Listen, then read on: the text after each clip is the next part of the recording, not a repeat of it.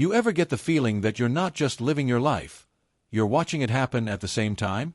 Like you're in the middle of a conversation, smiling, responding, doing everything you're supposed to do, and yet there's another part of you quietly observing. Not judging. Not interfering. Just noticing. The tone in your voice. The way the other person reacted. The slight shift in the room that no one else seemed to pick up on. And then later, you think about it again. Not because something went wrong. Not because you're trying to fix anything. But because your mind doesn't just move on from experiences. It studies them. It replays them. It tries to understand what was really happening beneath the surface. Most people don't live like that. Most people experience life directly, and then they let it go. They move from one moment to the next without carrying the same depth of reflection with them. But if you've made it this far in this series, you already know that your mind doesn't work that way. And that brings us to something that quietly defines rare types of people more than almost anything else. There's a certain distance you feel from your own experience. Not a disconnect. Not numbness. Awareness. You're fully inside your life, but at the same time, you're observing it from just a step back. You notice your thoughts as they're happening. You catch your reactions in real time. You see patterns in yourself that most people only recognize years later, if they recognize them at all. Psychology calls this metacognition, the ability to think about your own thinking. But labels don't really capture what it feels like. Because in real life, it's not just a cognitive skill. It's a constant presence. It means you don't just feel emotions, you understand them while they're happening.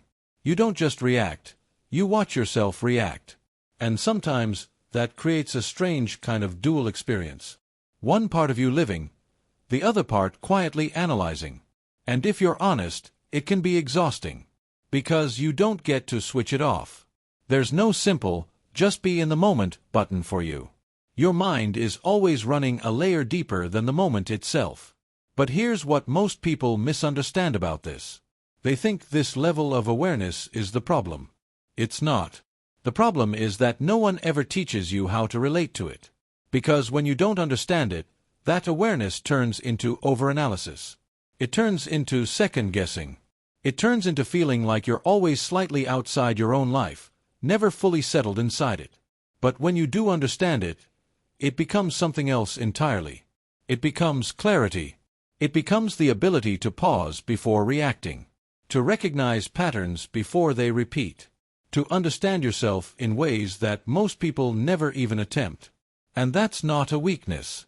That's a level of consciousness that takes most people years to develop, if they ever do. Now there's another layer to this. Something even deeper. If you're this kind of person, you've probably noticed something else about your mind. It doesn't stop asking questions. Not surface-level questions. Not the kind that have quick answers. But the ones that linger. Why do people behave the way they do? Why do certain things feel meaningful, and others feel empty, even when they look successful from the outside? What actually matters in the long run?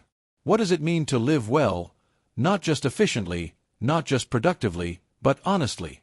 Most people encounter these questions at some point, usually when they're younger, usually for a brief moment, and then life takes over. Responsibilities, routines, expectations. The questions get quieter. Eventually, they disappear. But for you, they didn't. They stayed. They come back at random times. Late at night. In the middle of ordinary days. In conversations that suddenly feel deeper than they should. And it's not anxiety. It's curiosity that never switched off.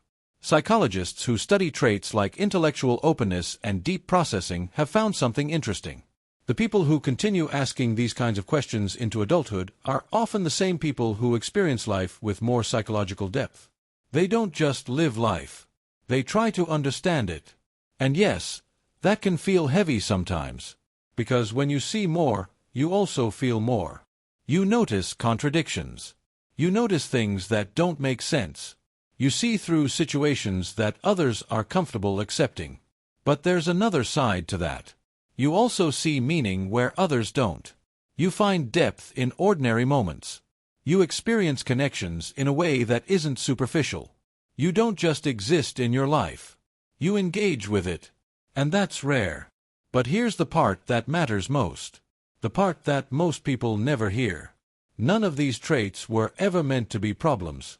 The over-awareness, the deep thinking, the constant questioning. These aren't flaws in your system. They're features of a very specific kind of mind. A mind that processes more, feels more, sees more, and because of that, it sometimes struggles more. Not because it's weak, but because it's working with more information than most people realize exists. So if you've spent time thinking there's something wrong with you, something you need to fix, something you need to tone down just to feel normal, pause for a second. What if the goal isn't to become less of what you are? What if the goal is to understand it better? Because the moment you stop fighting the way your mind works, and start understanding why it works that way, something shifts. You stop seeing your thoughts as a problem to solve. You start seeing them as signals to understand. You stop trying to force yourself into environments that don't feel right. You start recognizing what actually aligns with you. And slowly, that feeling of being out of place starts to make sense. Not disappear completely, but transform into something else. Clarity. So if you saw yourself in these signs, even a little, take that seriously. Not in a heavy way, in a curious way. Because awareness is always the first step. And for people like you, it's also where everything begins. If this connected with you, you don't need to explain it. Just notice it. That's enough. And if you want to, you can leave a simple, "I get it," in the comments. You'd be surprised how many people are quietly experiencing the same thing. Take care of your mind. I'll see you in the next one.